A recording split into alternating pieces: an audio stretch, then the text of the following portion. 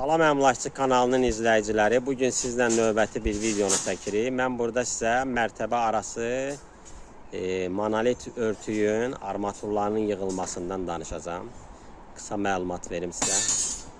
Demək, hörmətli kanal izləyiciləri, fərdi evlərdə ən çox istifadə olunan örtüklərdən biri belə monolit örtüklərdir. Dəmir beton örtüklər. Onun indi biz dəmirdə, yəni armatur hissəsinin yığılması məsələlərə toxunacağıq. Burada gördüyünüz kimi əvvəl bir texniki məsələlərə toxunaq. Bu örtüyün minimum qalınlığı 15 sm olmalıdır. Yəni və 2 qat armatur hörülür. Görürsünüz, aşağıdan bir qat gedir. Yuxarıdansa ikinci qatlar gedir. Fərdi evlərdə daha çox 12'lik armaturlardan istifadə olunur. Və onların arasında belə ustalar bunu adətən xalq arasında eşşək adlandırırlar ki, bu örtüklər bir-birinin arasında belə məsafə yaransın. O belə deyək də, hardasa o 15 santimetrlik məsafəni təxminən qorumaq üçün o hündürlük verilir ki, bu örtüklər bir-birindən kontakta keçməsin. Əsas məsələlərdən biri nədir? Bax, burada görürsünüzmü?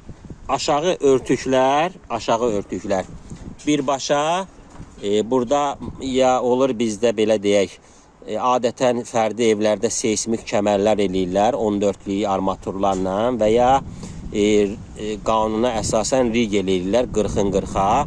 Həmin rigellərə keçirilir. Gördüyünüz kimi üst qatsa gətirilir və orada həmin hissədə əyilir hardasa 14 santimetr. O da bağlanır, belə deyək, həmin bu rigel hissəyə. Xamutlanma da gördüyünüz kimi ən aşağısı 20 santimetrdən bir, müəyyən yerlərdə isə 15-10 santimetrdən bir xamutlanma həyata keçirilir. Əsas diqqət yetirməyə olan məqamlardan biri nədir? Bəzən görürsünüz ki, belə səhvlər həyata keçirilir.